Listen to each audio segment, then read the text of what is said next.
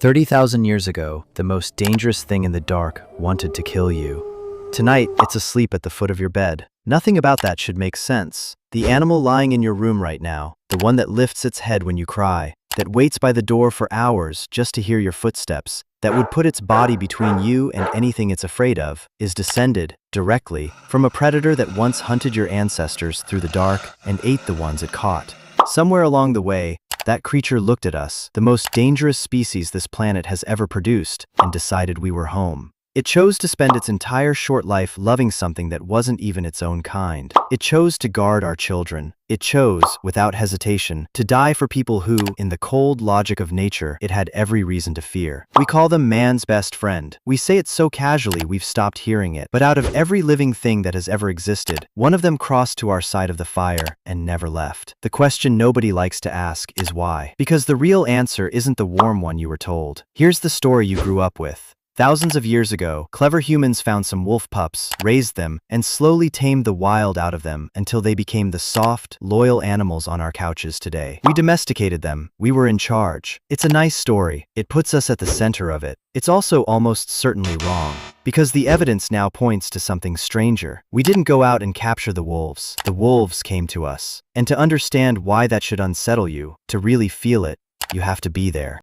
So picture it. You are sitting at the edge of your fire, the way you do every night. The flames are high, your family is close, and beyond the reach of the light, the forest is a solid wall of black. You don't look at the dark for too long. Nobody does, because everyone in your family knows the rule that has kept your kind alive for longer than anyone can remember. The dark is not empty. You've heard them your whole life, the wolves. Out past the firelight, moving through the trees, just beyond where your eyes give up. You have never once seen the whole pack. You only ever see what they let you see. Their eyes.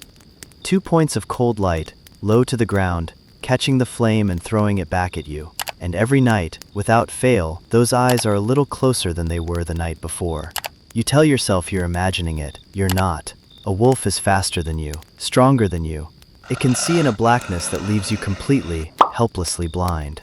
When the fire dies, you are not the hunter anymore. You are meat that knows how to talk. For your entire life, those eyes in the dark have meant one single thing. Something is out there, and it is deciding whether tonight is the night you are worth the effort. But tonight is different. Tonight, one of them is closer than any wolf has ever dared to come. So close that the fire reaches it. So close you can finally see the shape behind the eyes. It sits just outside the ring of light, and it does not move. And this is what stops your breath. It isn't crouched to attack. It isn't circling. It isn't doing any of the things the dark has taught you to fear.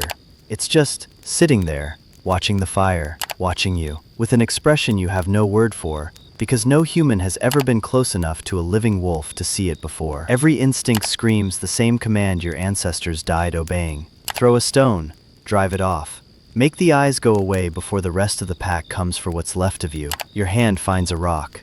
But the night is cold, and the animal is starving, and there is a scrap of meat by your foot that you were never going to finish. And something in you, something you cannot explain, something that will echo down 30,000 years and end with a dog asleep on your bed, makes you set the stone down and toss the meat into the dark. The wolf flinches back like the food might be a trap. It waits. 1 heartbeat, 5, 10. Then it leans forward, out of the black, closer to a human fire than any of its kind has ever been, and takes it.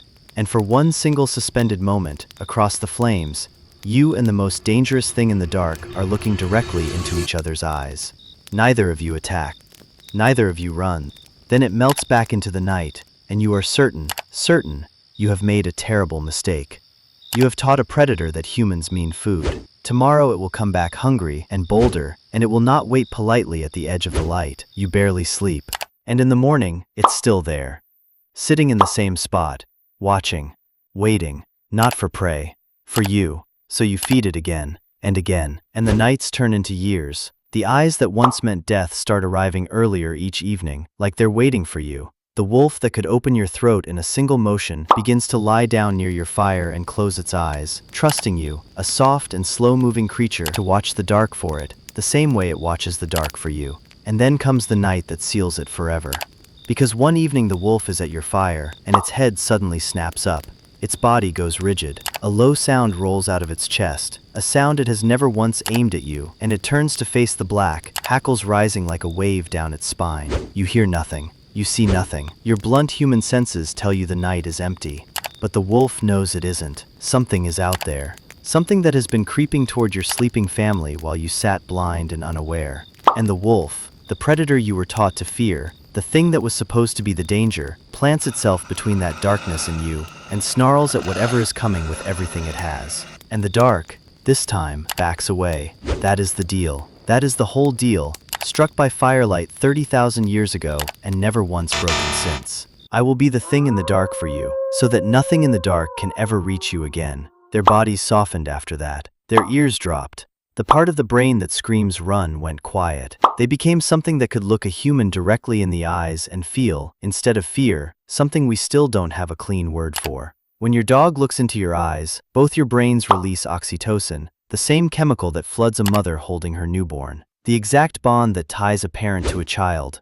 That happens nowhere else in nature. But here's the part the warm story leaves out. While the wolves were changing to fit us, we were changing too. The families who let the wolves in gained something extraordinary, a guard that never slept, a sense that could find danger in the dark long before any human could. The groups of humans who befriended the wolves survived. The groups that didn't, we don't hear much about them anymore. So follow that all the way down, because this is the part nobody says out loud. For 30,000 years, we bred this animal for one job above all others. We kept the ones that woke us, the ones that reacted to the dark, the ones that placed themselves between us and the things we couldn't see, and the ones that slept too soundly, the ones that didn't notice what was coming, we quietly let fade away. We didn't just make a companion. We made a sentry, an alarm wired into 30,000 years of blood, whose only purpose is to detect the approach of something dangerous before we can. And it is very, very good at its job. Which brings us to tonight. Your dog is asleep at the foot of your bed. The doors are locked. The house is quiet. Nothing is wrong. And at 3 in the morning, for no reason you can see, it lifts its head. It doesn't bark. It doesn't move. It just stares. Fixed, completely still, at the dark hallway, at the doorway, at a corner of the room where there is plainly, obviously nothing at all. The hair along its spine slowly rises. A low sound starts deep in its chest, and it does the one thing it was built, across 30,000 years, to do. Quietly, deliberately, it places itself between you and that empty doorway. Your modern mind tells you it's a glitch. But it is not staring at nothing. Your dog has a sense of smell up to 100,000 times more powerful than yours, and ears that catch what arrives from far beyond the reach of your own senses. It was shaped, over 30,000 years, to notice the things that pass straight through our blunt, half-blind human awareness. It doesn't know it's keeping a promise made by firelight 30,000 years ago. It just knows it can't sleep until it's sure you're safe. So when it stares at the dark, don't look at the dark.